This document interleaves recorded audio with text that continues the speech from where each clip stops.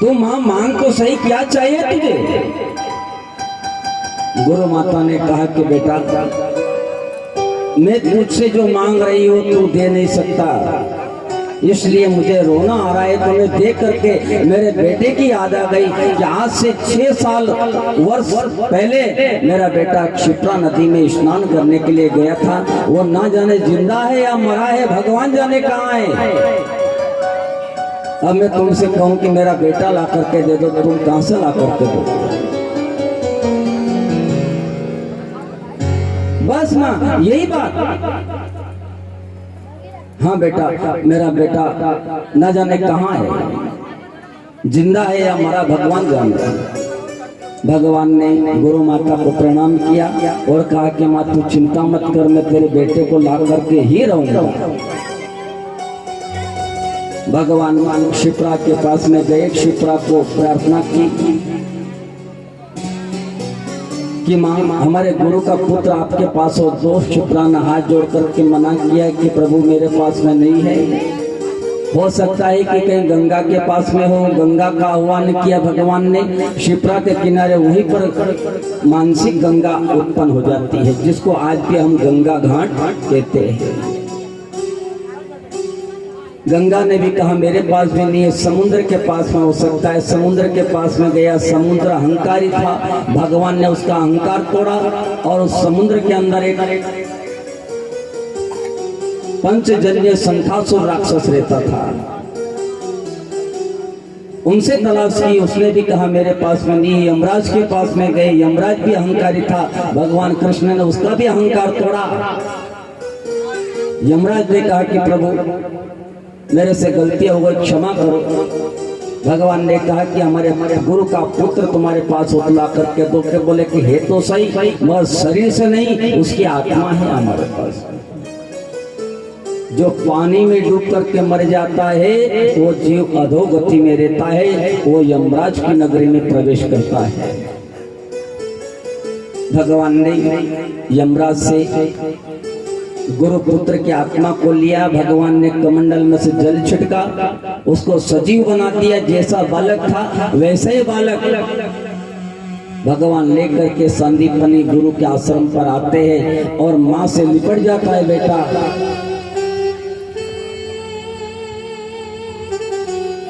कई बरस बीत गए थे माँ को बेटे का मुख देखे हुए।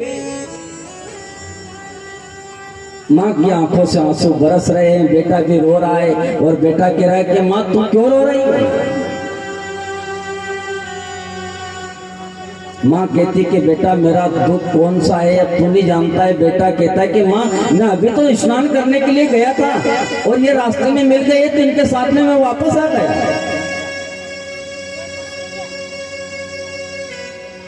गुरु माता ने कृष्ण और बलराम को आशीर्वाद दिया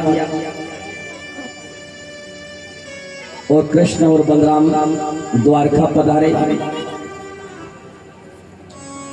द्वारका में भगवान कृष्ण के पास में किसी बात की कोई कमी नहीं थी। एक दिन भगवान बैठे बैठे ऊंचे महल में अट्टारी में बैठे थे और आंख में आंसू आए, रो रहे थे।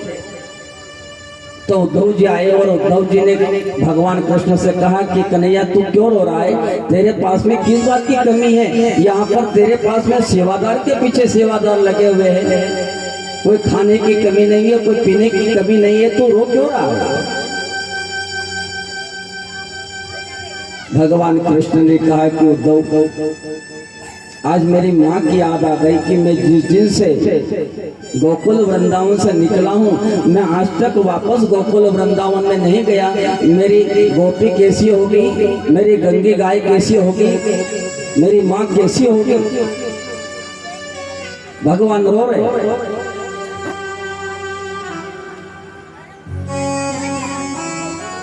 उद्धव ने कहा कि बोले कि कन्हैया अब मैं तुम्हारे लिए क्या कर सकता हूँ? भगवान ने कहा कि बोले कि इसलिए तो मुझे रोना आ रहा है। भगवान कृष्ण ने उद्धव से कहा उद्धव तू मेरा एक कहना मान ले, और मेरा एक संदेश लेकर के मेरी माता के पास में चले जा, तो उसको संदेश सुना देना कि तुम्हारा बेटा ठीक ठाक है, सकुशल है। भगवान ने रोते रोते उद्धव को एक पत्रिका हाथ में देते हुए कहा कि उद्धव मोरी मैया की मुझे याद सताती है, उद्धव मैया की मुझे याद सताती है,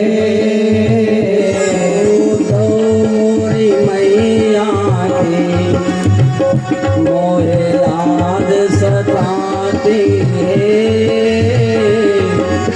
उधो मेरी मैया की मुझे याद सताती है। मैया वृंदावन को ले जा मेरी पाती है,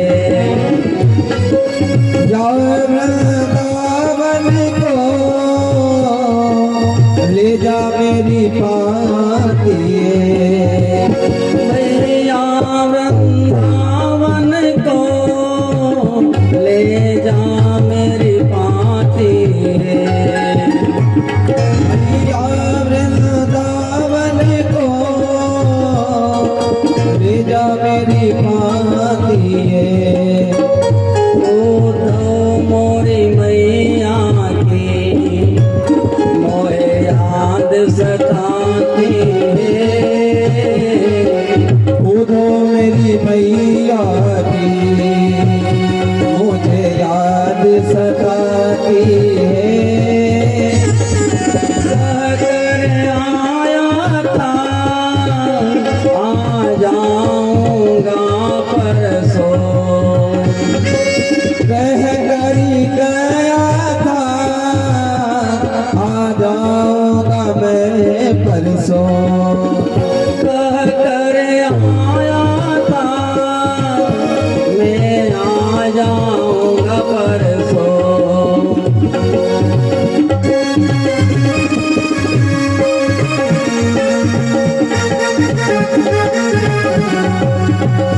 मैं आज तलक पहुंचा ये कैसी छाती है,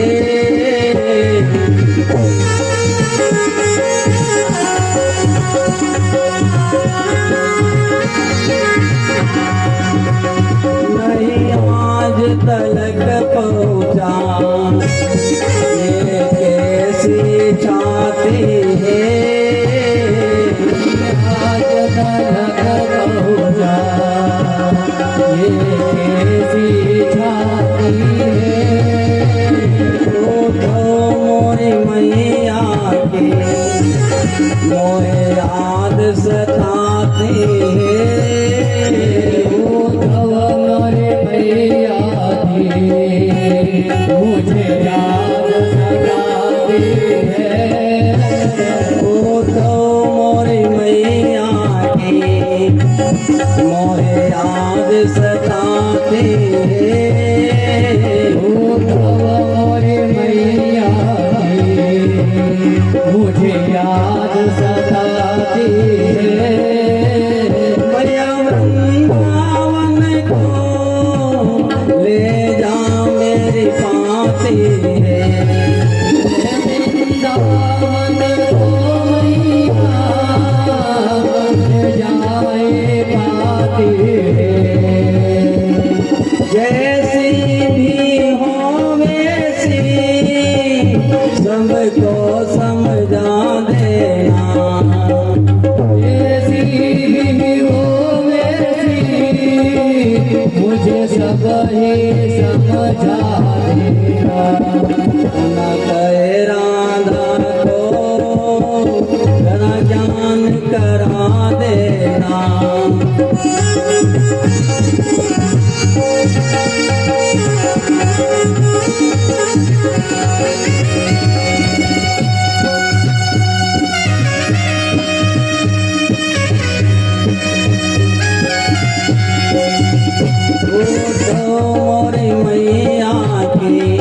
मोरे याद सताती है,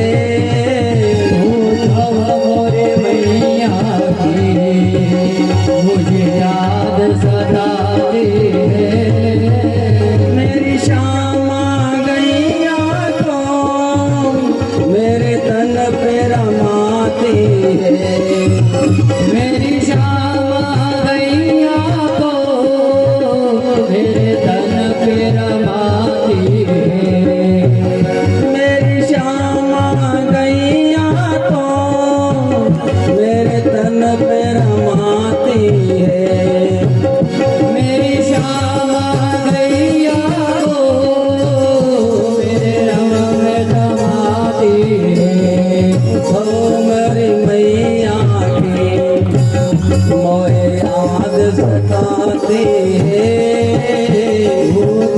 मोरे मैया की मुझे याद सताती है। ओ तो मोरी मैया की मोरे याद सताती है, मोरे मैया की मुझे याद सताती है।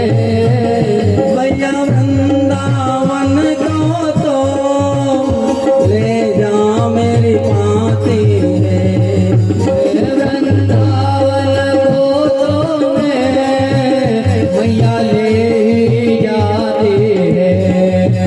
ओ तो मोरी मैया के मोरे याद सताती है, मोरे मैया की मुझे याद सताती है। भगवान कृष्ण ने रोते रोते उद्धव जी के हाथ में एक पत्रिका दी कि दादा तू मेरे ऊपर एक बड़ा उपकार कर दे, तू ये ले जा संदेश और मेरी मैया को, गंगी गाय को, मेरी गोपियों को इनको समझा देना। वो अनपढ़ है, वो गंवार है, उनको कोई ज्ञान नहीं है।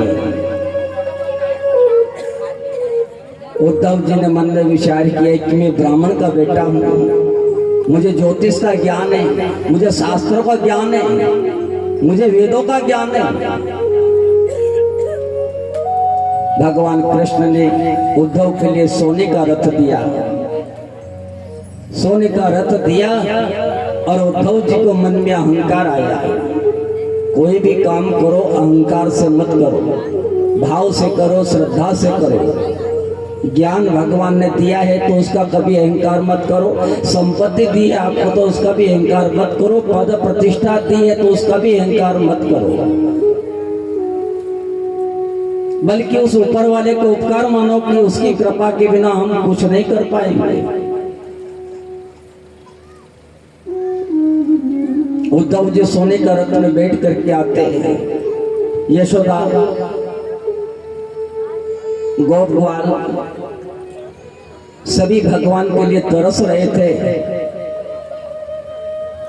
भगवान को याद आती है अपनी गंगे गाय की, अपनी माता की, इन गोपियों की। वैसे के वैसे ही जिस व्यक्ति को हम याद करेंगे, जिस भाव से हम उस व्यक्ति को याद करेंगे, उसी भाव से वो सामने वाला भी हमें याद करेगा।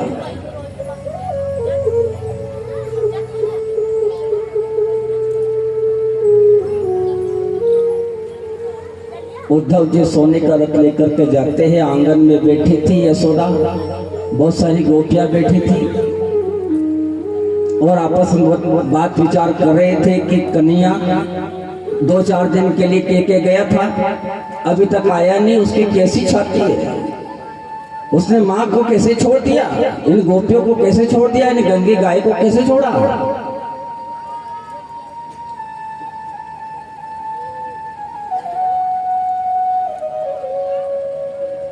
उद्धव जी सोने का रथ लेके पहुंचे। शाम के समय बाबा नंद, यशोदा, गोप गोपी सब बैठे थे, वार्तालाप कर रहे थे। सोने का रथ देख करके हमने विचार कि कोई राजा महाराजा आया है हमारे यहाँ, मेहमान आए हैं। रथ से उतर करके जैसे ही घर में प्रवेश किया, उनका स्वागत किया, सत्कार किया और फिर पूछा आप कहां से पधारे हो? उद्धव जी ने कहा कि मैं द्वारका से आ रहा हूं, मैं कृष्ण का संदेश लेकर के आया हूं। और कन्हैया ने यह कहा है कि मेरी अनपढ़ वो जो गोपियां है उनको कोई ज्ञान नहीं है, और होती होगी, उनको ज्ञान दे करके आ जाना। बैठो, तुम सब बैठो, मैं तुम्हें ज्ञान देने के लिए आया हूं। वो बैठे बैठे गोपियां उद्धव जी से कहती कि आप कौन सा ज्ञान दोगे? मैं कौन सा ज्ञान दोगे आप मुझे? गोपियों ने उद्धव जी से कह दिया कि ये तुम्हारे जो ज्ञान के शास्त्र है ये आपकी झोली में रख लो। क्यों?